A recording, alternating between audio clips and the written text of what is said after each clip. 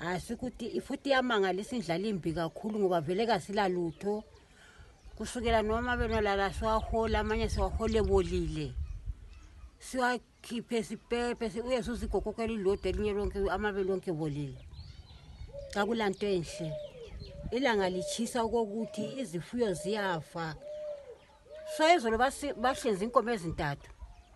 Ezinye zingabona bazehlulekile edamu lentepe ngale. Emshandira lapho kade zikhutshwa khona.